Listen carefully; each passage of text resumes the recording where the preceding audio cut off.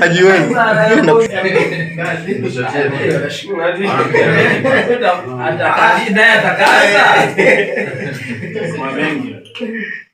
Naomba maji, mshikamani. Kama hii hapo ya kuigaibia baya mmoja. Mashaka hivi. Anaanza kwa kwa mwanaume mwenye jambo la kutokupiga show ni jambo la aibu. Hata kujisahau. Kweli? Wewe upige show. Basi mimi huko naongea anakupa kinga. Sawa. Unaelewa? Nafikiri nikupatie hiyo dawa.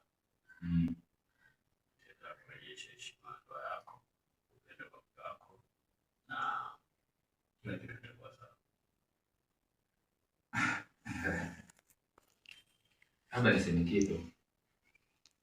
Pia nasema asante. Nashukuru kabisa yani.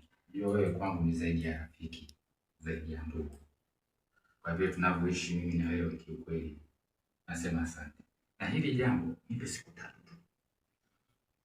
Siku 3 hizi nitakuletea mrejesho. Lazima.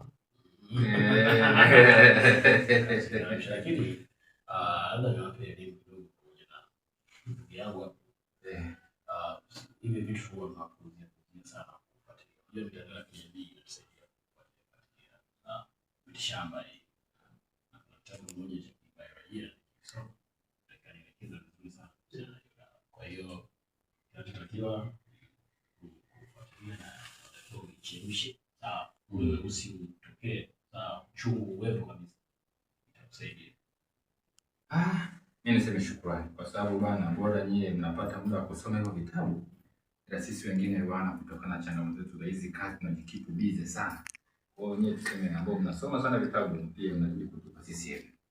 Ila ni jambo zuri sana hili. Nasema ni kwa yetu kuache bana tutasia.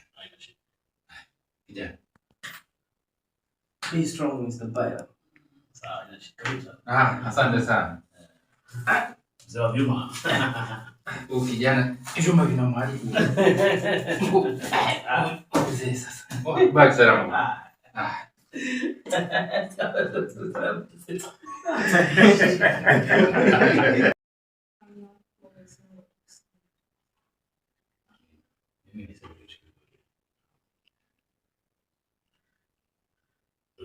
Kama dunia ingekuwa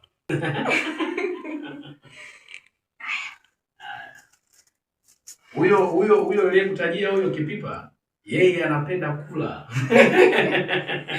Haya bwana.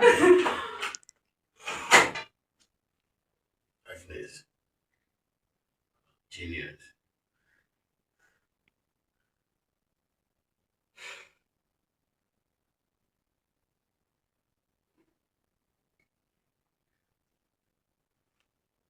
Nah.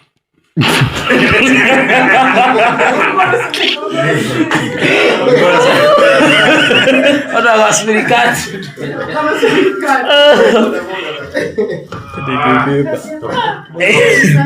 Shauku kapumzika. Shauku kapumzika. Yaani kwa nini kipipa?